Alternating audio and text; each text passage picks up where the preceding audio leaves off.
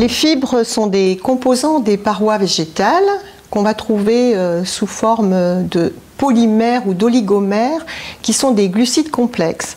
Donc, les polysaccharides ont des degrés de polymérisation très élevés. Ce sont la cellulose, l'hémicellulose, voire la lignine qui est associée à d'autres composés des parois végétales que sont les polyphénols. Et on a aussi des oligosaccharides comme l'inuline de la chicorée qui ont des degrés de polymérisation très différents, un petit peu plus faibles.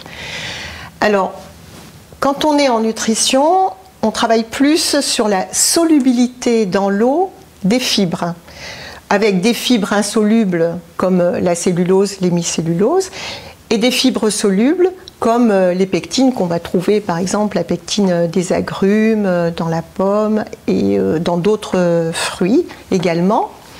Alors, ces fibres, d'une manière générale, qu'elles soient solubles, insolubles, sont non digestibles par l'homme. L'homme est incapable de les digérer. Par contre, les bactéries qui colonisent notre intestin sont capables de les dégrader en petites molécules. Et ces petites molécules vont avoir aussi des effets santé.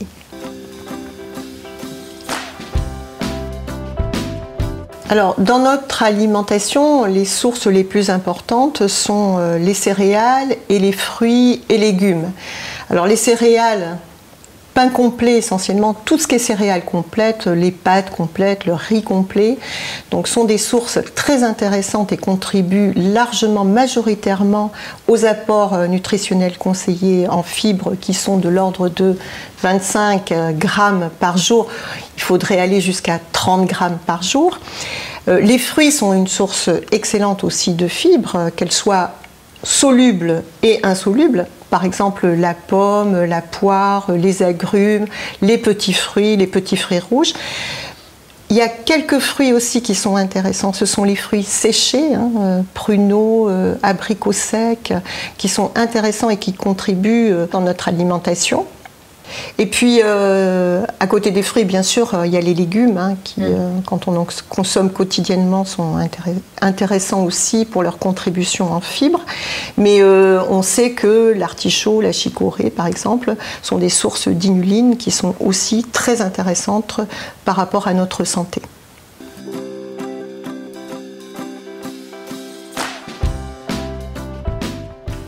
Alors, comme je l'ai dit précédemment, donc on a des fibres insolubles et solubles. Alors les insolubles vont contribuer essentiellement au transit intestinal, à l'amélioration du transit intestinal.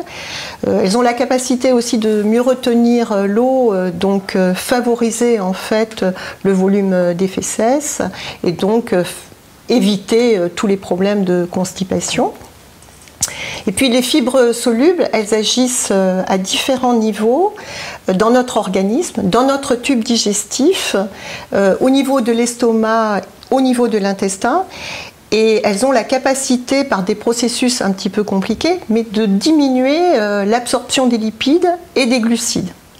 Et puis alors, comme on l'a dit, les fibres sont capables d'être dégradées par les bactéries en petites molécules, des petits acides gras, comme le propionate, qui va aussi agir sur l'homéostasie énergétique et va mieux réguler aussi l'absorption du glucose.